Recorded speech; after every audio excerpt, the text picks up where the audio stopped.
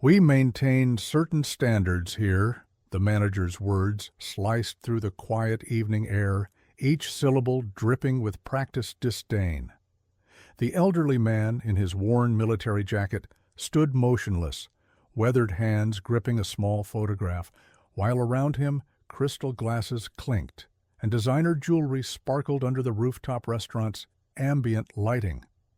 60 floors above the city, where dinner reservations cost more than most people's monthly rent, the manager's smirk carried the weight of 1,000 rejected applications.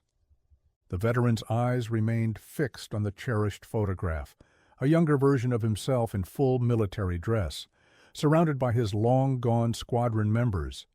This dinner was supposed to honor their memory, mark 50 years since they'd served together.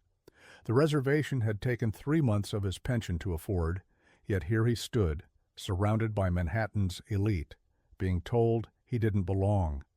At nearby tables, patrons shifted uncomfortably in their $1,000 suits, some pretending not to notice, others watching with poorly concealed amusement. In the corner booth, partially hidden by artistic floral arrangements, a figure in a perfectly tailored black suit paused mid-conversation. Hugh Jackman's trained eyes took in every detail of the unfolding scene, the veteran's dignified silence, the manager's performative distaste, the growing tension in the air. What these self-proclaimed elite didn't realize was that tonight's dinner service was about to become a lesson in true worth, and their exclusive restaurant would soon be the stage for an unexpected demonstration of real class. The photograph trembled slightly in James Harrison's grip, its edges worn smooth from decades of handling. 50 years had passed since that scorching day in Vietnam when this picture was taken, yet the faces of his brothers-in-arms remained as clear in his mind as the glittering Manhattan skyline now spread out before him. He'd chosen this restaurant not for its Michelin stars or its exclusive reputation, but because Tommy, his best friend, his squad leader, the man who'd saved his life 3 times before finally giving his own, had always dreamed of seeing New York City from above. The maitre d's voice cut through his memories like a cold wind. "Sir, perhaps you misunderstood when making your reservation. The skyline requires proper attire, and we cater to a particular clientele." The words were practiced, polite on the surface, but carried barbs underneath. Around them the evening symphony of fine dining continued, the gentle clink of Riedel crystal, the subtle scrape of silver against bone china, the muted conversations of those who considered $1,000 dinners routine. A woman in a Chanel dress whispered something to her companion, her diamond bracelet catching the light as she gestured dismissively in Harrison's direction. The manager materialized beside the maitre d', his Armani suit and Rolex, a carefully curated display of authority. "Is there a problem here?" he asked, though his tone suggested the only problem was Harrison's continued presence. The veteran straightened instinctively, muscle memory from decades past, bringing his shoulders back, chin up, the stance of a man who'd faced worse threats than social humiliation. "No problem, sir," Harrison replied quietly, his voice carrying the kind of dignity that can't be purchased.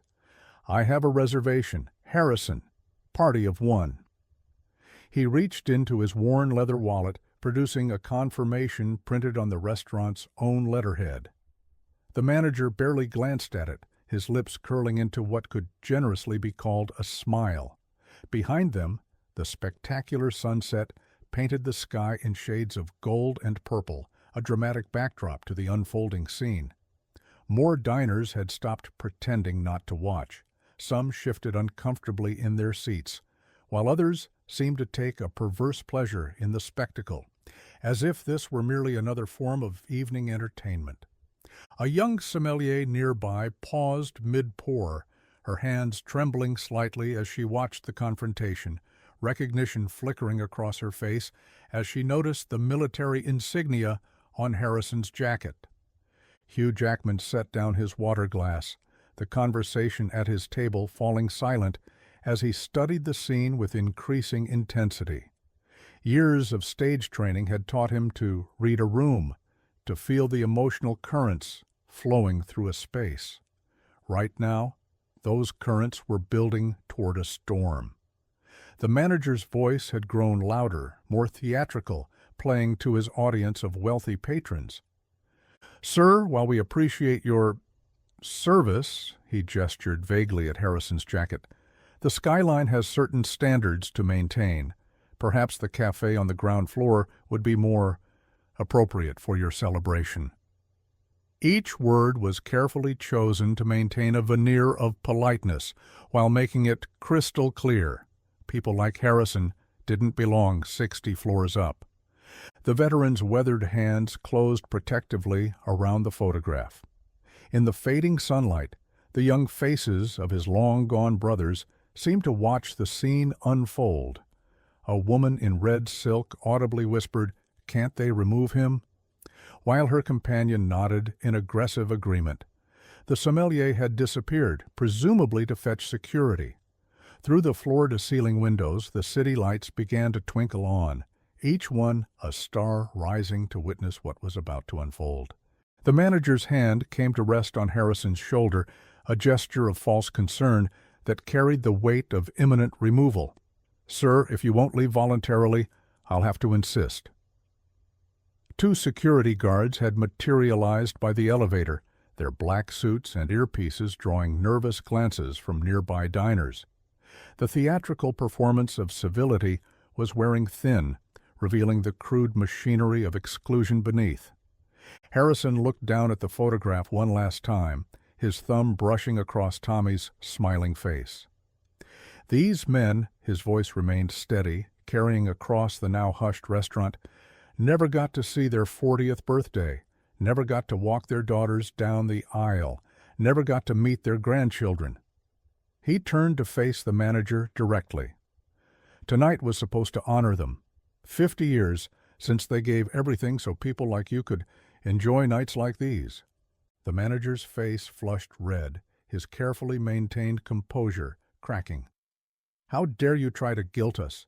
This isn't about your service, it's about standards, about maintaining an atmosphere our regular clients expect."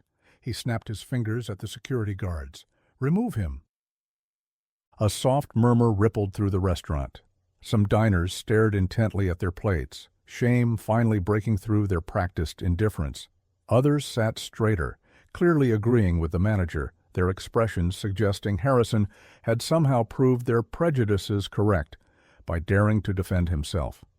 The sommelier had returned, tears visible in her eyes as she whispered urgently to another server who was rapidly typing something on his phone. The security guards were 3 steps from Harrison when a chair scraped back with deliberate force. Hugh Jackman stood, his presence immediately commanding attention. The actor moved with the same quiet intensity he brought to his most powerful roles. But this wasn't a performance. This was raw authenticity. "That won't be necessary," Jackman's Australian accent cut through the tension. "Mr. Harrison will be dining at my table tonight." He crossed the restaurant with measured steps, each movement purposeful. The security guards hesitated, looking uncertainly between Jackman and the manager. Celebrity brought its own kind of authority, especially in establishments built on prestige. The manager's face cycled through a complex series of emotions: shock, confusion, calculation, and finally a desperate attempt at recovery. "Mr. Jackman, sir, I assure you we mean no disrespect, but we have certain protocols." "Protocols?" Jackman's voice carried a sharp edge rarely heard from the famously gracious star. "Let's talk about protocols. My grandfather served in World War II. He taught me that the measure of a society isn't how it treats its highest members, but how it treats those who sacrificed everything to protect it." He turned to Harrison, extending his hand. "Sir, I'd be honored to hear about your brothers-in-arms." A ripple of whispers swept through the restaurant. Phones appeared in hands, social media already lighting up with what was unfolding. The manager stood frozen, his carefully constructed world of exclusivity crumbling as Manhattan's elite watched a real celebrity choose sides, and not the side he'd expected. The manager's composure shattered completely as he watched his exclusive clientele turning against him in real time. Instagram stories were already going live, Twitter notifications pinging across the restaurant. The woman in red silk who had demanded Harrison's removal minutes ago was now frantically typing on her phone, no doubt trying to distance herself from her earlier comments.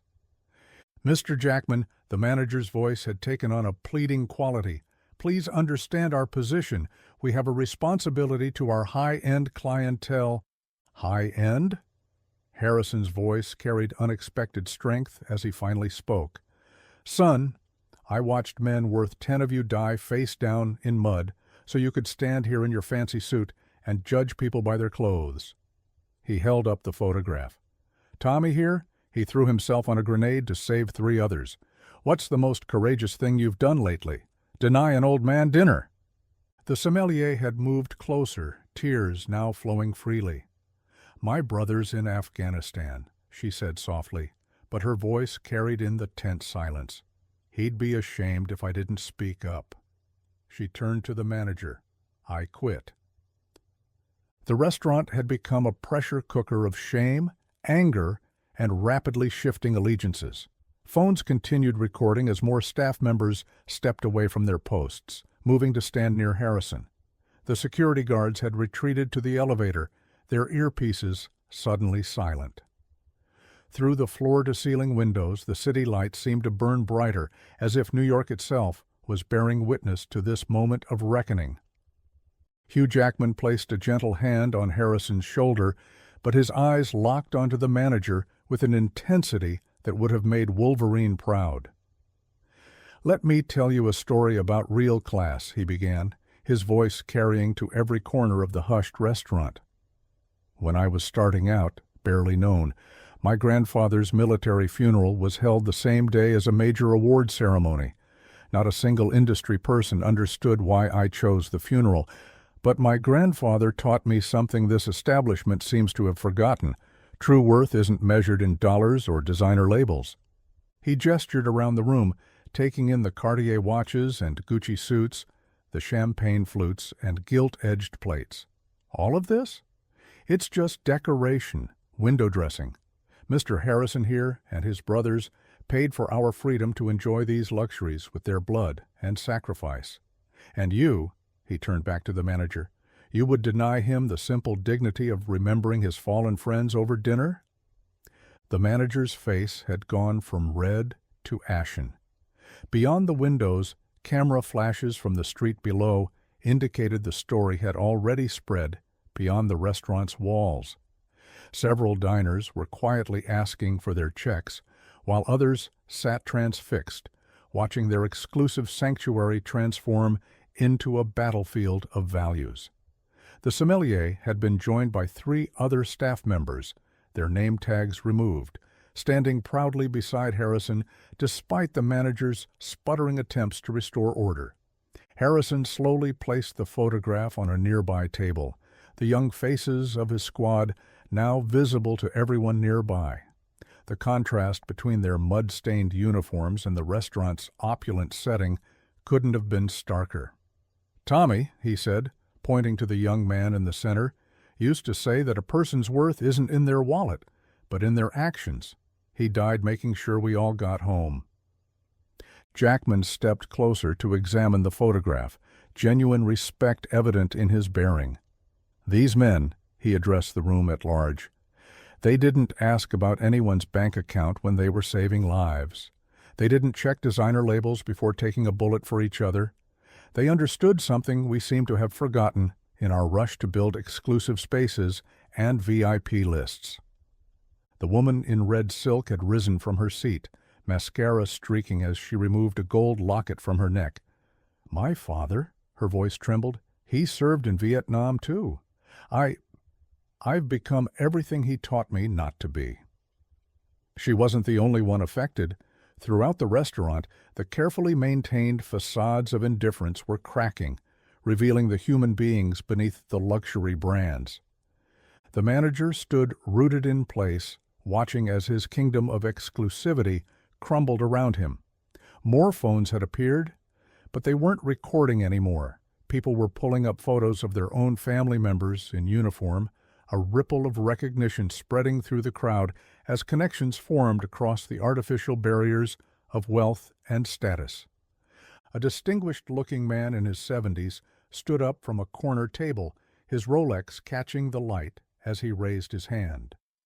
"I'm the owner of the Skyline," he announced, his voice carrying authority earned rather than bought, "and I've heard enough." He walked deliberately toward Harrison, each step echoing in the charged silence. The manager's face lit up with desperate hope, expecting backup, hope that died as the owner continued speaking. "My sister's boy died in Afghanistan 5 years ago. He was 19. The owner's voice cracked slightly. "We've lost our way, turning this place into a monument to exclusion instead of excellence." He turned to the manager. "You're fired. Clear out your office tonight." Then, to Harrison, "Sir, your money's no good here. Tonight, you and any veteran who wants to honor their fallen brothers eat on the house." Hugh Jackman smiled, but his eyes remained serious. "That's a start," he said. "But maybe we all need to remember something. Every luxury we enjoy, every peaceful moment we take for granted, was bought and paid for by men and women like Mr. Harrison and his friends." He gestured toward the photograph. Their sacrifice didn't come with a dress code or a minimum account balance. The restaurant erupted in applause, not the polite tapping of expensive manicures, but real, raw appreciation. The sommelier was already pulling out their finest bottles, while the chef emerged from the kitchen, tears in his eyes, announcing he would prepare a special menu in honor of Harrison's squad. The manager slunk toward the elevator, but nobody was watching him leave. All eyes were on Harrison as he began to tell Tommy's story. As the night deepened over Manhattan, the skyline transformed. Tables were pushed together, creating one long communal space where Harrison sat at the center, the photograph of his squad propped carefully against a crystal vase. The chef had created a special menu, naming each dish after one of the fallen soldiers, while the sommelier paired each course with wines that told their own stories of heritage and tradition. Hugh Jackman remained, not as a celebrity, but as an attentive listener, asking thoughtful questions about each man in the photograph. Other diners shared their own connections to service: a grandfather at Normandy, a daughter in the Air Force, a brother in the Marines. The woman in the red silk dress had removed her expensive jewelry, now sitting cross-legged on her chair, tears flowing freely as Harrison described Tommy's last heroic act. Social media exploded with a different kind of viral content, not mockery or scandal, but stories of sacrifice, service, and the real meaning of worth. Skyline remembered, and Tommy's lesson trended locally, then nationally, as the night's events touched something deep in the public consciousness. The story of the Skyline's transformation spread like wildfire through New York's elite restaurant scene. By midnight, 3 other exclusive establishments had announced new policies honoring veterans. By morning, dozens more across the country followed suit. The owner, inspired by the night's events, announced the Skyline would reserve a permanent table each evening for service members and their families, with the photograph of Harrison's squad given a place of honor on the wall. Hugh Jackman's passionate defense became more than a viral moment. It sparked a movement. Celebrity chef Gordon Ramsay retweeted the video, announcing similar initiatives in his restaurants. Other celebrities joined in, sharing stories of their own family members who served. The woman in the red silk dress, revealed to be a prominent fashion magazine editor, published a soul-searching editorial about privilege and worth that resonated across social media. Most importantly, Harrison's story broke through the carefully maintained walls between social classes, reminding everyone that true nobility isn't inherited or purchased. It's earned through actions and sacrifice. 1 month later, Harrison returned to the skyline, this time accompanied by 3 generations of his family. The restaurant had changed, not in its elegance, but in its soul. Veterans and civilians, celebrities and students, all dined together, their conversations bridging gaps that once seemed uncrossable. The photograph of his squad now held a place of honor, surrounded by dozens of others, contributed by patrons, sharing their own stories of service and sacrifice. Hugh Jackman's words had become part of the restaurant's new mission statement, elegantly engraved beside the entrance. True worth isn't measured in dollars or designer labels, but in the impact we have on others. The sommelier, now promoted to manager, ensured every guest heard the story of Tommy's sacrifice and Harrison's dignity. As Harrison sat at his now permanent table, watching his grandchildren listen to stories of the men in the photograph, he smiled, knowing Tommy would have approved. In the end, his brothers had helped win one final victory, not on a battlefield, but in the hearts and minds of people who needed to remember what really matters.